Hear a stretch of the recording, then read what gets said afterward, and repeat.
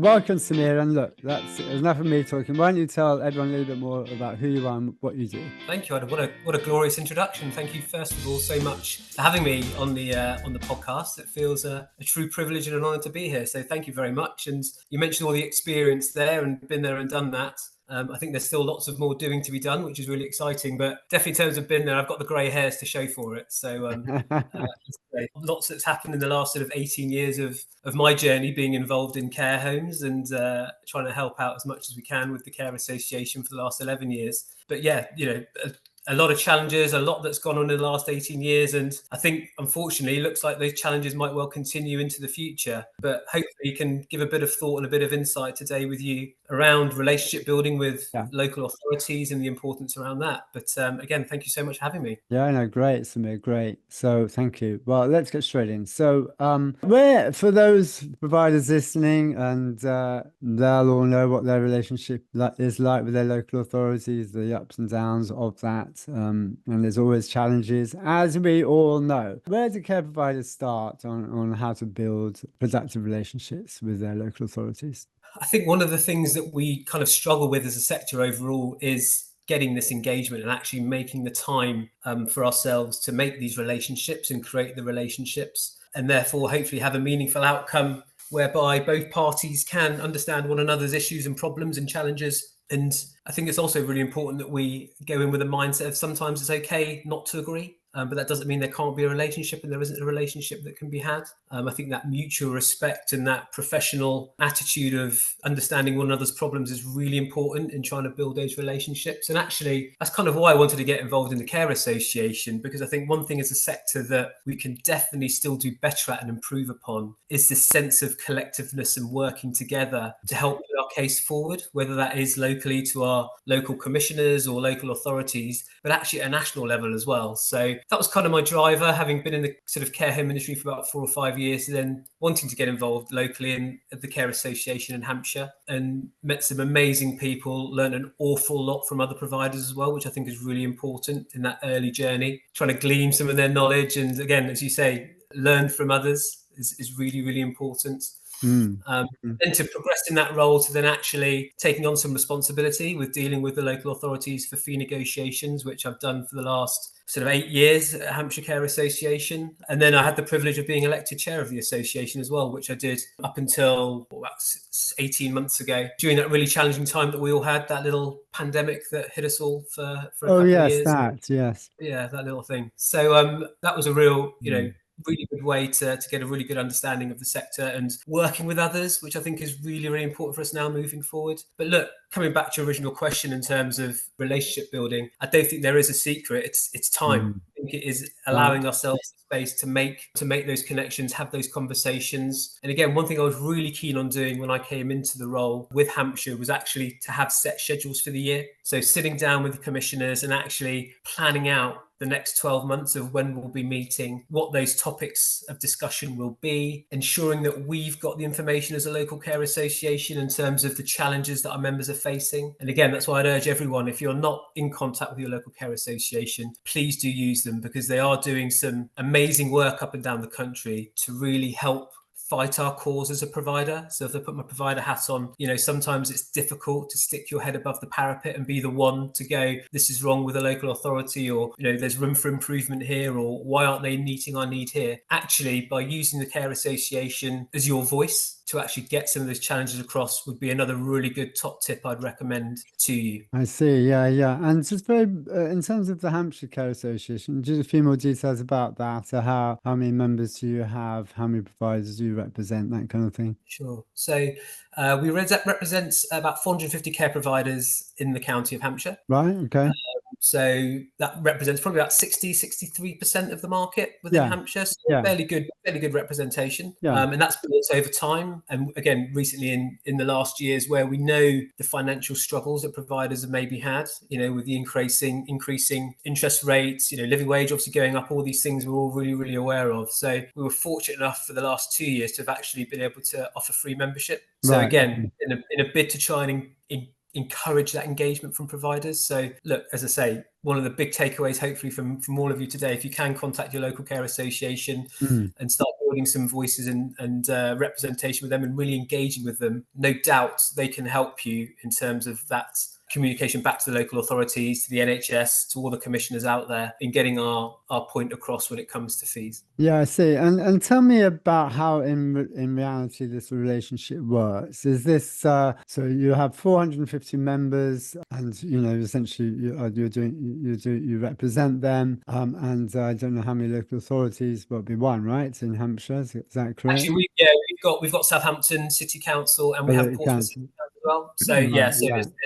I see. Yeah. You got the council, of course. And how are these relationships conducted via face-to-face, Zoom, email, like regular meetups? How is it all kind of structured in terms of that relationship with, I guess you just mentioned different councils. So again, we try and have a really open conversation with those commissioners at the time.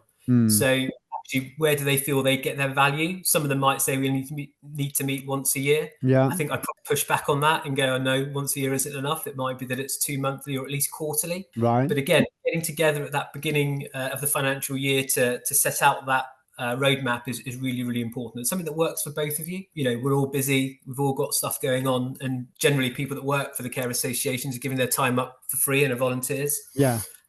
So something it's got to be work for you, but again, they've got to be meaningful and it's got to be worthwhile, that time you spend with the commissioners. So if you don't feel that you'll be able to get some of the data that might be required for those conversations, if it is around fee uplifts, but also it's also to think about things. We all tend to think about fees as the main thing, and it's all about fees, and we need to talk about fees. But some of the smaller successes that we've had as well over recent years is actually there are other ways that the local authority can help us. So can we make sure we're getting paid on time? If there's a query or a change in somebody's needs, how quickly can we work to ensure that there is a process that providers get paid that money as soon as possible? Paying fees in advance at the beginning of a month rather than halfway through a month. Again, from a cash flow perspective for a care provider, that's really important. It can really help them, and one less thing for them to worry about in terms of cash flow for their business. But again, these aren't things that maybe we'll always think about as a fee negotiation. But I think where we have to, where I have learned a lot about how local authorities operate and,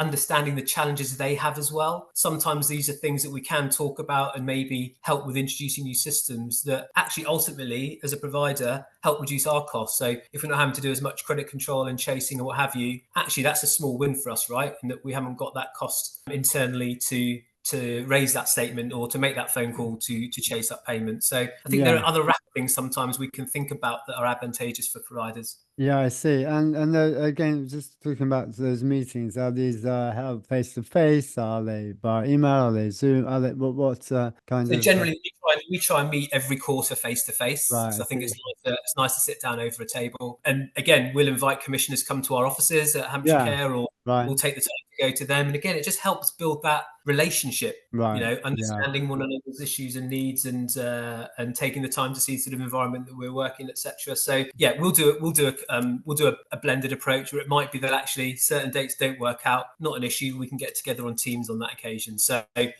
bit of flexibility, but ideally I think it's always nice to get together face to face. And tell me about the fees negotiation and that conversation that comes across every year, right? So give us a flavor of how you approach it, what you do, that kind of thing. Sure. So I think we've been very fortunate, and as I say, we've managed to build some good links in the local authority. So making sure we're speaking to the right people, all the different levels within the authority. But the one thing I'd say is that in terms of building that trust, we have to go in with information and data. So again, we know from our providers where they are, what's happening. And actually, I mentioned the pandemic earlier on and some of the challenges that were in there, but there were some good things that came out of that. So I think sector now we have a lot more data, which is good. So we can, with things like the National Capacity Tracker, that kind of data is available to the local authority and to us as providers to actually look at where fee rates are and actually then assess, what's the average for the county? Are nursing fees slightly higher than the residential fees? And actually to then get that feedback from providers as well in terms of the challenges they're facing financially. So yeah, data I think is really helpful now and really important.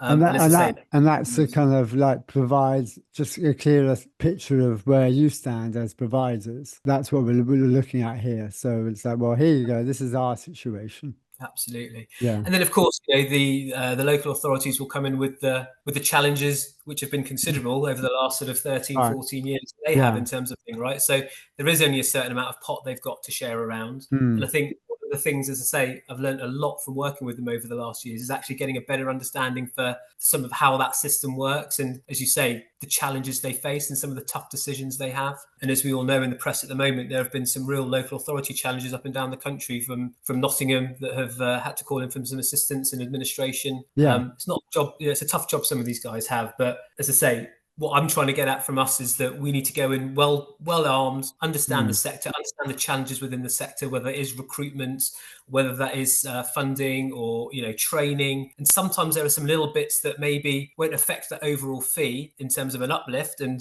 we've been fortunate in Hampshire to consistently get sort of north of 5% every year for the last 7 or 8 years. But again, I think, as I say, it's come about by trying to make the local authorities. Ultimately, I think they want to do the right thing. And if they understand some of the things that we're doing to make sure that, we want to sustain quality, we want to make sure that the sector and the market is stable, that investment is required. And, profitability for us as a private entity should not be a dirty word. If we want quality, there's no doubt we need to be profitable so we can reinvest in our care services to ensure we can look after the aging population that we all are aware of is the direction of travel. Yeah, I see. That's great. And tell me, what about the politics of your relationships and the dialogue you have? Tell me about to what extent it's inevitable. I guess you're involved in some way in the politics of it all, and the different councils and their agendas. Tell me about how that's been for you and how you kind of try and work your way around those. I think that it's one of those, it's kind of the elephant in the room, Adam, isn't it? We all are aware of certain colours that a local authority might be politically, but actually we try and leave that at the door. Right. I think if the centre cause of what we're trying to do is make sure that we've got a well-established care sector that is providing quality care and that we want the best outcome, whether it's for our residents or for the citizens of that authority, I think that's a brilliant approach to take. So we try and leave those colours at the door. I'm not saying that it always happens, and sometimes it does infringe. Yes. I think, again, it's something that we have tried to adopt in our approach to negotiations. I see. Great. And what kind of issues or problems that you've felt that you've experienced or you've heard that other associations have experienced, like as being that's been a really hard issue to get over, to work through? I think we've all heard, and we're experiencing here at the moment, maybe potentially in our area, is that we've touched upon the financial constraints that local authorities have. So again, they can be slightly innovative in terms of how they approach funding the sector. And one thing we've seen is a move towards sort of frameworks and funding frameworks. And one of the concerns that we've had, and we've been really honest and open with colleagues around this, is that when there is a race to the bottom in terms of fees, which when you have budgetary constraints sometimes could be the way to go, unfortunately that will lead to destabilizing the market. And we call it dynamic purchasing, don't we? Where the local authority will know which homes, what rates they'll take, and maybe they'll try and steer placements in a certain way, with funding being a major factor in that, as opposed to choice, which is really important for families and for residents.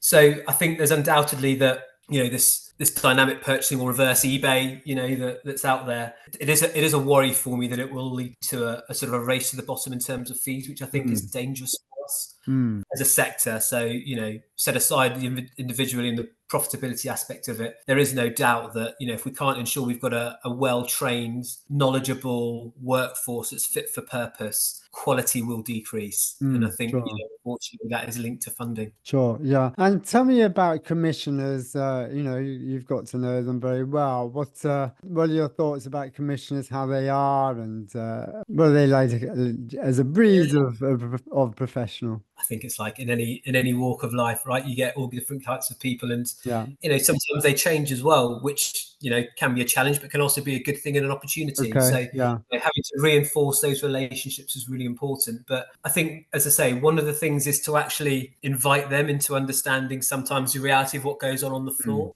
So again, we've worked with providers from the Care Association in terms of actually inviting them out to our services, actually seeing what we're doing, Right. making them get that. As much as we take the time to understand the challenges that they have, actually it's really important that they see on the front line actually what's going on. It's all very easy for me to be a provider or an owner sat in my office thinking I know what's going on, but it's really important that not only we take the time to understand what the front line and what's happening on the front line, but actually bring them to experience that as well. So they get a real feel for some of the amazing work that goes on by our care teams up and down the country, not just in Hampshire. I think sometimes that really hits home the importance and the fact that, it's not just about pounds on that bottom line, but actually reinvesting in our services for quality. Yeah, I see. And kind of final question from me is well, that's two questions actually. What do you feel, obviously you've been serving with the association for a while, if you had to name one kind of thing that was really something that you really felt has been a positive working with the association, with the local authorities and commissioners, what would it be? One standout one. I think it is that satisfaction that hopefully you are improving the quality of care that's being delivered in the county. I think that's really important. And again, I think we've been fortunate that we've seen improvement in CQC ratings over the years within Hampshire. I'm not saying that's the work we've done at the association, but hopefully we've been a part of helping improve the quality of care, because ultimately that's why we're in this business, right? We're here because we want to look after some of the most vulnerable people in our society, and if we can do that in the most caring and compassionate way with great outcomes for them, for me that's number one. So hopefully that's been the number one takeaway for me. No, that's great. And another question from me. You talked at the very beginning about the working together yourself with the as association with the commissioners and the local authority. I guess you probably hear about what other associations are doing and how their relationships are. As you say, it's not always definitely not going to be plain sailing the whole way. But how generally do you feel that that collective working together spirit is or not? As I say, I think a lot of extra bridges and closer working came about through that pandemic period that we had, where there was so much change and there was a real need for the whole country came together, didn't it? But even more so health, social care and authority commissioning teams. So, we were having to move fast. We were having to make sure that information was disseminated throughout the market for the care providers. Whether it was just in Hampshire, up and down the country. So, I think that helped forge good relationships. I just really hope that goodwill and that partnership working continues now that there are, more and more financial constraints that are coming into place. Sometimes we have to buckle down the hatches, don't we? But look, I think if we can keep communicating, keep talking, keep trying to work together as best we can, and understanding that might not, we might have different goals at that moment in time, but at least still be in that room to have those conversations, I think is really important. Excellent, Samir. Thank you. And finally, is there, something that we've not covered up to now that you feel is important just to mention? No, I think, as I say, putting my care provider owner hat on, I think as a business owner, one thing that we're always keen to know is certainty. And I think one of the things we could definitely do better at, sort of looking at the financials and the business, is some way of understanding that certainty in terms of whether it is, yearly uplifts or how that works, or a mechanism to achieve that, rather than it, as maybe in years gone by, it might be, it's coming up to April. Let's start having a chat in February about the uplift that's coming into place from April. Actually, as I say, having that plan to have the conversations early, because ultimately we're business owners. We want to have that certainty of where the direction of travel is, so we can allocate our resources accordingly. So working on openly and constructively with each other is really important. Being transparent and honest. They might not like sometimes what we have to say. We probably don't like what they have to say to us. But actually, let's be grown up and have some really honest conversations and try and come out with the best solutions that we can, the best outcome for all of us. That's great. Thank you, Samir. Now, Samir, I know you're very active on LinkedIn. You kind of live the value of digital transformation by being very active on LinkedIn, and that comes back to eye care services and what you're doing there. But if anyone wants to get in touch touch or find out a little bit more and maybe get some tips and advice from you, how can they reach out to you? How can they get in contact with you? By all means, no problem. Hit me up on LinkedIn. That's no problem at all. Not by all means. Maybe Adam, you can put my email address in the notes of the video or the podcast. That's no problem at all. Yeah.